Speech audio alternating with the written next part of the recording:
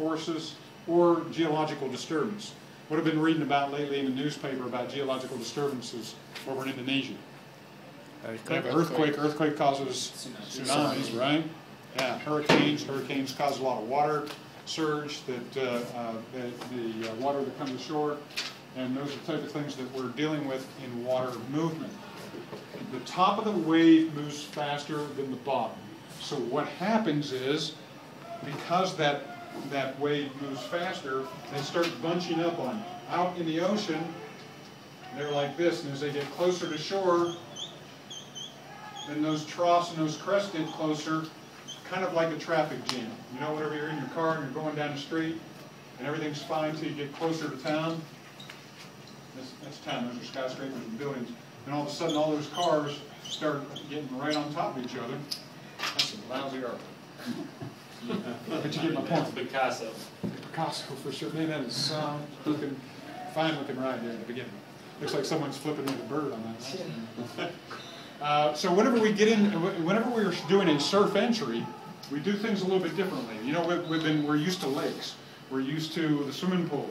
You know, we just get in any old way. I mean, we can do a giant stride, we can do a rolling back, we can do whatever we want. But if we're doing a shore dive with the surf, you got to be really careful. Look at that picture up there in the top of that big old wave coming, those two divers. You want to make sure that you have just a little bit of air in your BC. You only want to be slightly positive, because you don't want to get into the deep water and sink all the way to the bottom, but you want, at the same time, not to ride on top of that wave. You want to be in the water with your equipment. You want to make sure that your mast fin and your regulator are already in your mouth whenever you're walking into the surf. And you want to time it. There are lulls between waves. How many of you have been to the ocean? You ever count the waves? They come in sets, right? Sometimes 3, sometimes 4. I've been in situations where I've seen some monstrous waves in Hawaii in January, and it's amazing what happens with the next 4 that come in. There's hardly anything behind it. You want to get the heck out of the way whenever those other come in. So you want to go in with the smallest waves. The other thing is, if you're knocked down by a wave, stay down. Don't try to get up. You've got all the gear on you. It's either going to tear something out of your mouth, you're going to lose a piece of equipment, or you're going to hurt yourself. So stay down and crawl forward with the surge. Don't fight the surge. Let the surge take you. Pause. Take you back down. Pause. Take you back down. And it'll pull you out. And the back rush is what that's called. It is not an undertow or an undertowed. There is no such thing as an undertow. It is a back rush. And it extends out to about 3 foot of depth of the water. Now the surge is greatest in shallow water, large waves, and you dive with the surge, you don't fight it. Tell a story. There's a dive that I really like to do. Right is most affected by where the moon is lined up with the earth. And the spring tide is your highest tide. Your neap tide is your lowest. So think about spring, you're high, right?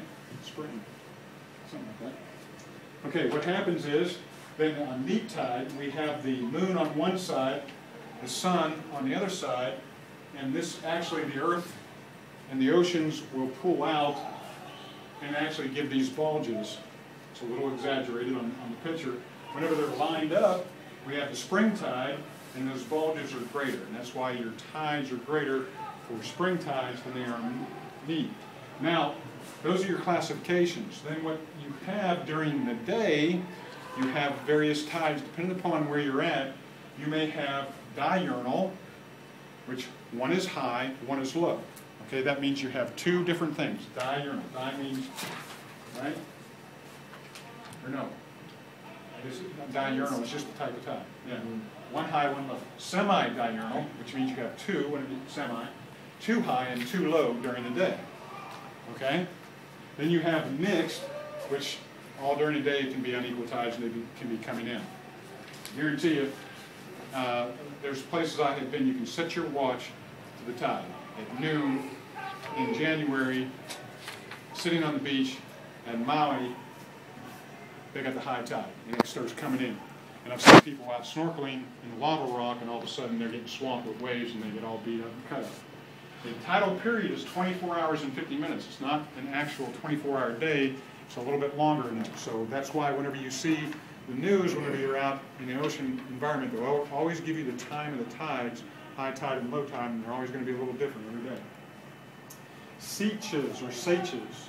Seiches are, it's a movement, it's almost like a wave. I've seen some big waves in Lake Travis, and what it is, this is more of an enclosed body of water, or a bay where you only have, it's enclosed maybe on all sides but one opening.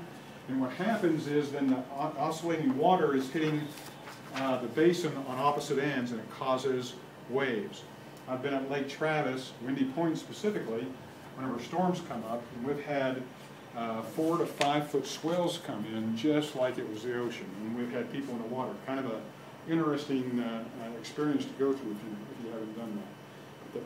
But that is a sage. Currents. Currents are a little different now. Currents are going to be more from dealing with winds or from some geological disturbance. Now, a current, a longshore current, approaches the beach at an angle. How many of you that have been to the ocean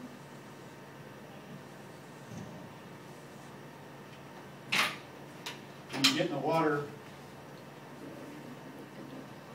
on the right or something. yeah, here's the sand, you get in the water here and it takes you all the way down the beach and dumps you off somewhere else, and you have to walk back to where your towel is. That's a longshore current. I got busted by, I'm probably one of the only people that I know for sure in any of the universities, scuba staff or students that I've had in the past 3 years, that I got busted by a sheriff in the ocean on a jet ski. 3 or 4 of them. And what you'll find is dolphin and shark will actually feed in these troughs of these sandbars, because that's where the fish are. It's a great place to see some wildlife. You know, it's hard to see because visibility is so bad. It's a great place to catch some wildlife. It's in there. But if those would happen to break down, then you get all this water rushing out to sea because of the break in the sandbars. Does anybody know how you get out of a rip current? Swim sideways, perpendicular to the shore. I was just making sure I didn't have it. I didn't have it up there. That was good. Swim sideways. So I want to do this. It could work. You want to. The people that die try to fight this. They turn around and they're fighting. What you do is you perpendicular to the current itself, which a lot of times is perpendicular to the shore, and that gets you out of it. Dan, if you should be parallel. Hey man, you're sucking all the air. Sorry, it's so tired. Dan actually did a study on this, and what a rip current will do, if you can just float, it'll actually bring you all the way around and bring you back to shore, which I thought was pretty interesting. But I don't want to go out that far. I just assume, come here and go back, but you got to go really far out to have that current bring you all the way back to shore again. Yeah. Get a good suntan. Rip current we talk about in a wind current is just obviously offshore currents that are caused by the wind. Now, whenever we're doing shore dives, of course, we always want, or anytime we're doing a dive, again, and then there's a current, we always want to dive into the current first and come back with the current behind us pushing us along. Why? So you end up More important than that. Air consumption? Air consumption, very good. What causes more air consumption? Fatigue, battling against the wave. Exactly. You don't want to get tired, you don't want to wear yourself out battling that current coming back. Going out is one thing, coming back is a different story, because you have the energy coming or going out, but maybe not coming back.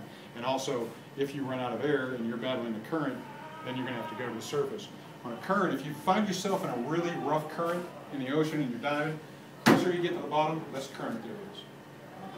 Okay? If you're stuck on the surface because you're out of air, you're going to be fighting that bad boy and you're going to be waving to the boat. Bye, see you later. I'm one of those statistics, I'm lost at sea. You know what I mean? One thing that they do with, some cool things that they'll do with a boat is that they'll actually put out lines. They'll have one line that trails out the back of the boat, and there'll be a little float on it with a little descent line. And the current's coming this way, so everybody goes out.